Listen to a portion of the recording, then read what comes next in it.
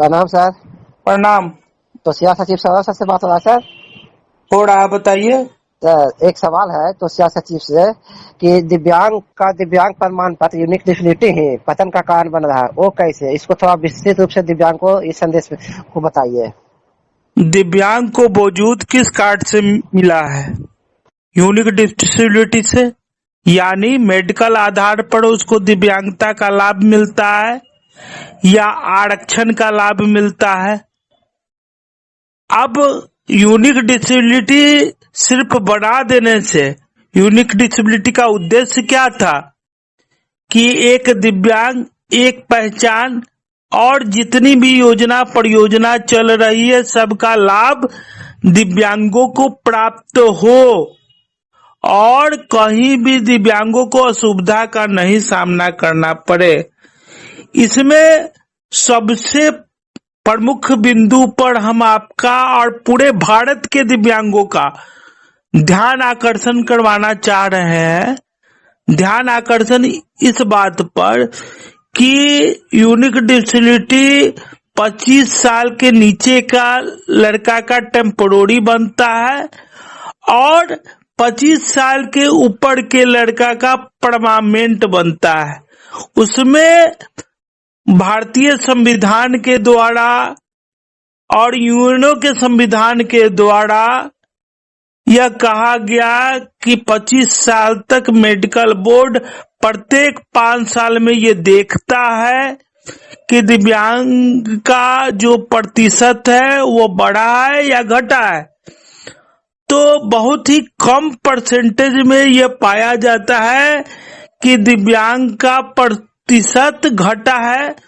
जो जेन्युइन दिव्यांग हो जाते हैं उनका परसेंटेज हमेशा बढ़ता है बनस्पत की घटने के बजाय।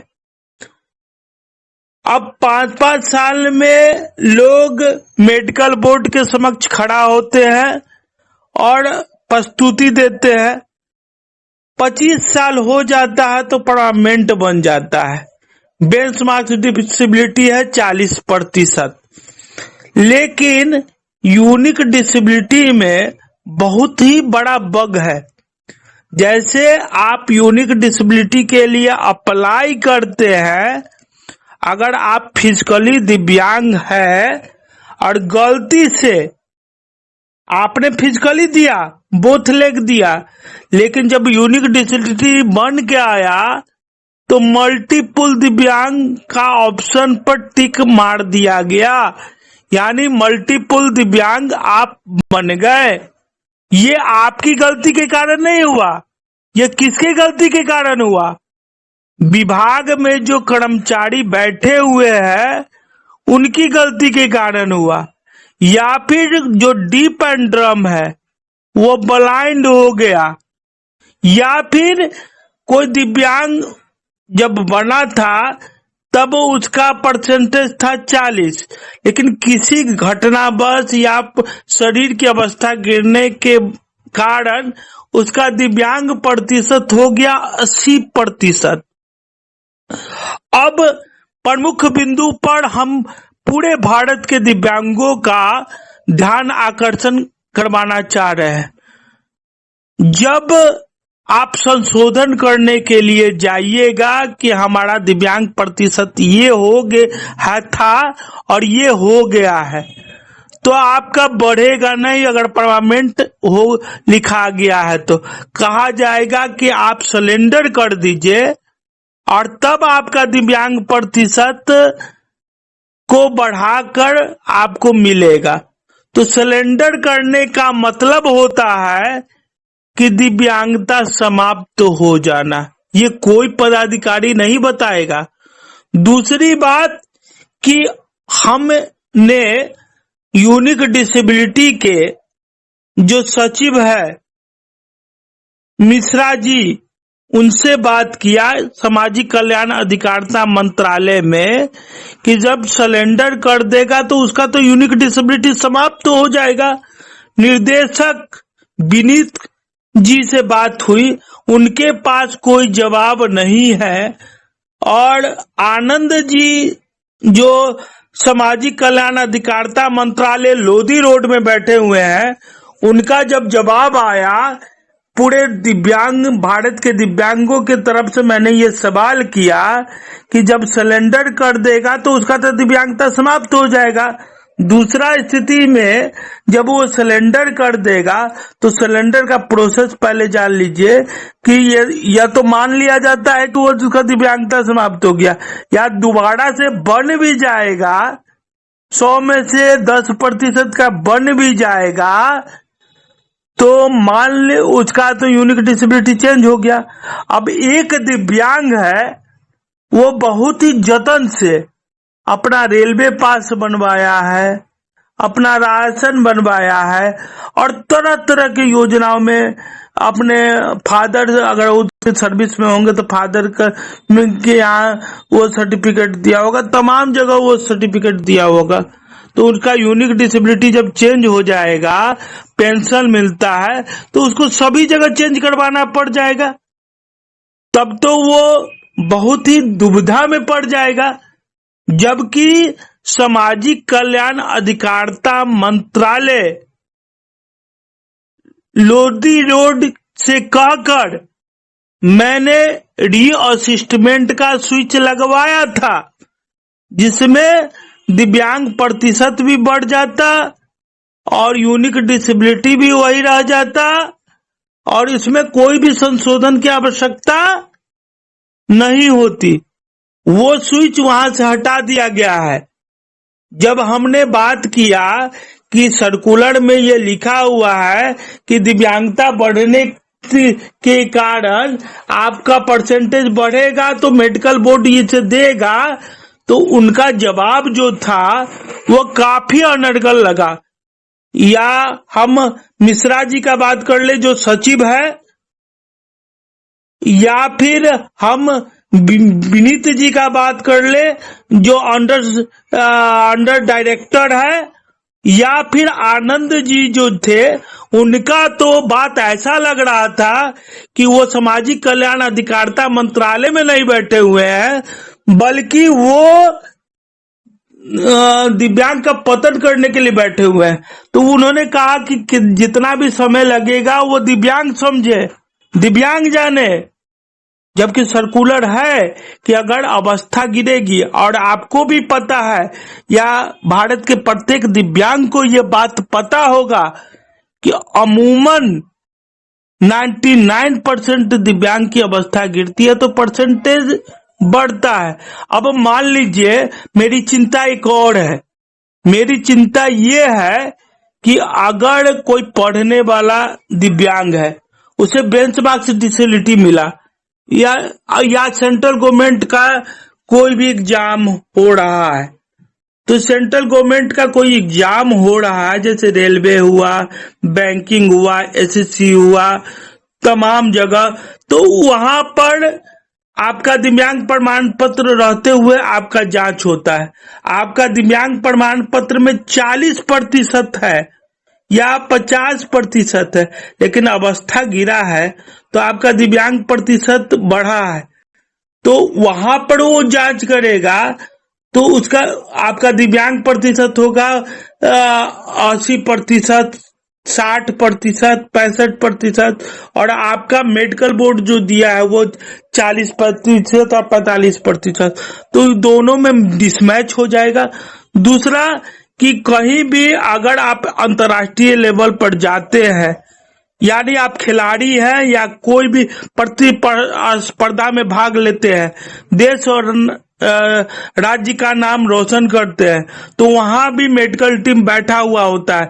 मैं खुद अंतर्राष्ट्रीय प्लेयर हूं और खुद खेल का प्रतिनिधित्व किया हूं और करवा रहा हूं, हमको पता है, तो वो प्रतियोगिता से बाहर हो जाएगा।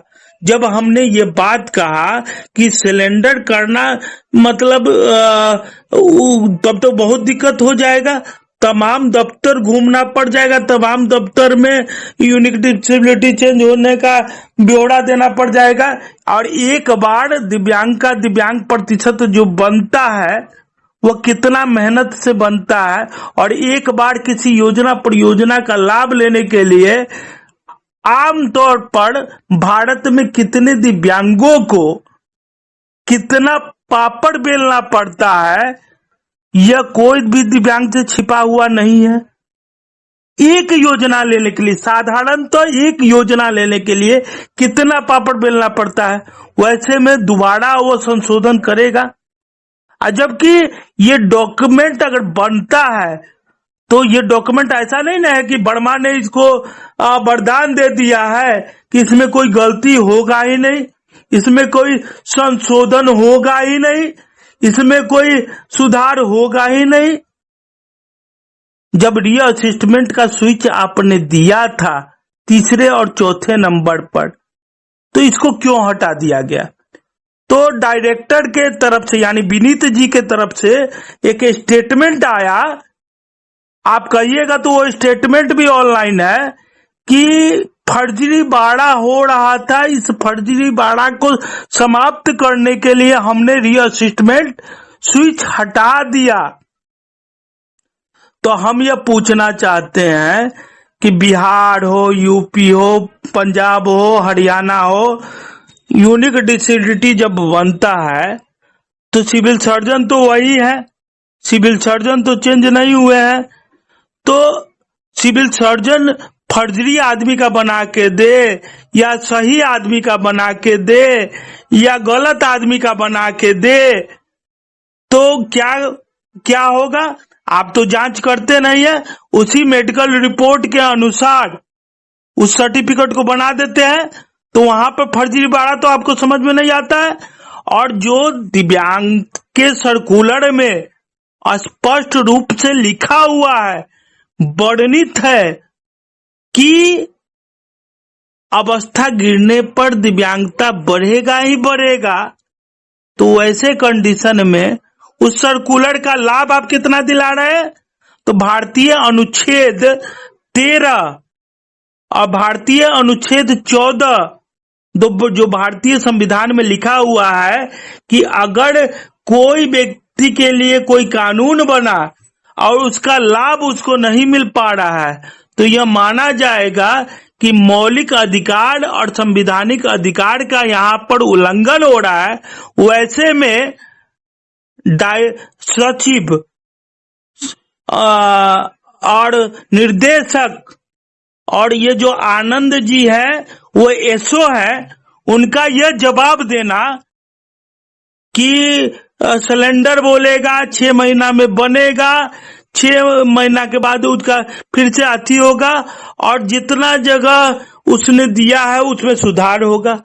तो जो सर्कुलर में लिखा हुआ है कि संशोधन का व्यवस्था होना चाहिए, और इसके लिए यूनिक डिसेबिलिटी के लिए मैंने जद्दोजहद किया हुआ है, मेरी प्रयास से ये यूनिक डिसेबिलिटी आया है।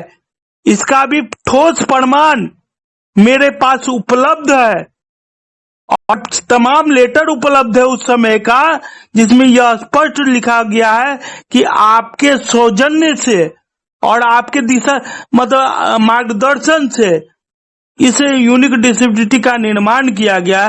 तो जब उस समय आपने यह डाला था, रीअसेसमेंट का स्विच डाला था, और अब जो हटा दिया है, तो कहीं ना कहीं तो सारे के सारे दिव्यांग मारे जाएंगे।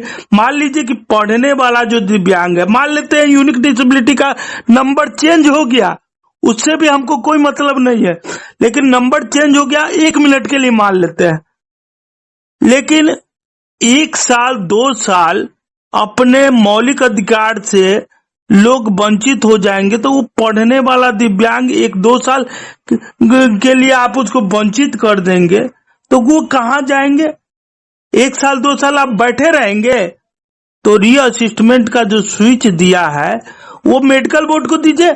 और विडंबना की बात है कि ये तो सेंट्रल गवर्नमेंट की बात है, जहां ये बनता है वो दिव्यांग के लिए कितना भावुक है, कितना काम कर रहे हैं, इसका अंदाजा लगा लीजिए कि दिव्यांग प्रतिशत बढ़ने पर दिव्यांग प्रतिशत बढ़ाएंगे नहीं, अशुद्धि होने पर सिलेंडर कीजिए। जबकि रीअसेसमेंट का स्विच था जिसमें परसेंटेज बढ़ जाता, यूनिक डिसेबिलिटी नहीं चेंज होता, उसको उन्होंने हटा दिया। और कहीं भी यूनिक डिसेबिलिटी पे जांच नहीं करते हैं। और उनको जब फर्जीवाड़ा का जवाब देना पड़ा तो उन्होंने अपने भी बचाव के लिए, विकलांग के बचाव के लिए नहीं, दिव्यांग का जो सबसे बड़ा मूलभूत समस्या था कि सुधार का ऑप्शन था, और ये दिव्यांग प्रतिशत में सुधार कर सकते थे रीअसेसमेंट करके, या मेडिकल बोर्ड, या फिर वो किसी चीज में सुधार कर सकते थे, उसको समाप्त करके दिव्यांगों के अस्तित्व को समाप्त करने का कार्य किया है और कर रहे हैं। और वो दिव्यांग के प्रति कितना सजग है, कितना चिंता में है, वो आप समझ लीजिए। और राज्य की बात तो और विडंबना की बात है, राज्य के न सिविल सर्जन को कुछ समझ में आ रहा है, चाहे आप बंगाल के सिविल सर्जन से बात कर लीजिए, चाहे आप बिहार के सिविल सर्जन से बात कर लीजिए, चाहे आप गुजरात के सिविल सर्जन से बात कर लीजिए, चाहे आप असम के सिविल सर्जन से, जब ये जहां से बनता है वहीं का पदाधिकारी एक अफसर बन के बैठे हुए हैं और उनको दिव्यांगता से कुछ लेना देना नहीं है। और अगर मेडिकल बोर्ड में कुछ गलती हुआ है मेरे भाई, कुछ गलती हुआ है, लाखों दिव्यांगों का गलती हुआ होगा, वो तो दिव्यांग खुद से नहीं किया है, वो तो मेडिकल बोर्ड की गलती है। उसने रिपोर्ट जारी किया, उसने रिपोर्ट दर्ज किया, आपका जो डायरेक्टर था या आपका जो यूनिक डिसेबिलिटी बनाने वाला था उसने गलती किया, तो उसमें तो रीअसेसमेंट होना चाहिए कि हाँ भूल बस ऐसे हो गया, रीअसेसमेंट होता है कि आपने जो डॉक्यूमेंट दिया था वो सही है, क्योंकि उसको तो जब भी बनाएगा तो मेडिकल बोर्ड बनाएगा, या आप बनाइएगा या सेंट्रल गवर्नमेंट बनाता है, तो इसकी जिम्मेदारी भी उस डिपार्टमेंट का होना चाहिए ना। तो वो डिपार्टमेंट कहता है कि मेरी कोई जिम्मेदारी नहीं है, तो मेडिकल बोर्ड पे दिव्यांग जाके सारा रिपोर्ट बनाते हैं, यानी यूनिक डिसेबिलिटी पे दिव्यांग जाके सारा डिसेबिलिटी का कॉलम जो है वो भरा जाता है। पेमेंट आप उठाइएगा, 2.5 लाख, 3 लाख, 4 लाख, एसी में आप बैठिएगा, और दिव्यांग के बारे में जब आपसे कोई सर्कुलर बेस पे बात करेगा तो आप कहिएगा कि हमको दिव्यांगता से कुछ लेना देना नहीं है। तो वैसे मनीष मिश्रा जो सचिव है यूनिक डिसेबिलिटी अंत्योदय भवन लोधी रोड में, या विनीत जी निर्देशक है, या एसओ है आनंद जी, इन तीनों से मैं ये पूछना चाहता हूं कि इसमें सुधार करेगा तो कौन करेगा? अगर नहीं कर सकते हैं तो हटिए, आपके जगह पर कोई दिव्यांग को हम भेजते हैं। मेरे पास बहुत सारे ऐसे दिव्यांग हैं जो ये कार्य कर सकते हैं, लेकिन एक यूनिक डिसेबिलिटी से ही दिव्यांग को पहचान मिलता है। और आप सामान्य व्यक्ति बैठ के दिव्यांगों के भविष्य के साथ जो ये भद्दा मजाक कर रहे हैं, मान लीजिए कि कोई पैर से दिव्यांग है, वो कान से भी दिव्यांग हो गया, या कोई दिव्यांग है वो उसका एक्सीडेंट हो गया तो वो 2 अंग से दिव्यांग हो गया, या फिर कोई आंख से दिव्यांग हो गया अवस्था गिरने के कारण, क्योंकि कुपोषण का शिकार होता है, और नस का प्रॉब्लम था तो और जगह से दिव्यांग हो गया, वो भी अपने अस्तित्व की लड़ाई कैसे लड़ेगा? तो कहीं ना कहीं दिव्यांग यूनिक डिसेबिलिटी ही दिव्यांग के पतन का कारण बन गया है। और ये सब जो आईएएस है, चाहे वो मनीष मिश्रा सचिव है, चाहे विनीत जी है, या फिर जो आनंद जी एसओ है सामाजिक कल्याण अधिकारिता मंत्रालय लोधी रोड नई दिल्ली में, ये अपने मनमानी पन का एक बिजोड़ उदाहरण प्रस्तुत कर रहा है और कह रहा है कि सब जगह दिव्यांग संशोधन करवा लेगा और सब जगह चल जाएगा। तो भगवान न करे कि आपकी अवस्था वैसी हो जाए तो क्या होगा। इसलिए अविलंब हम भारत सरकार से और भारत के तमाम दिव्यांगों से यह अनुरोध करते हैं कि अपने अधिकार के प्रति जागरूक होइए, नहीं तो सोने से कुछ मिलने वाला नहीं है। अब आपका अस्तित्व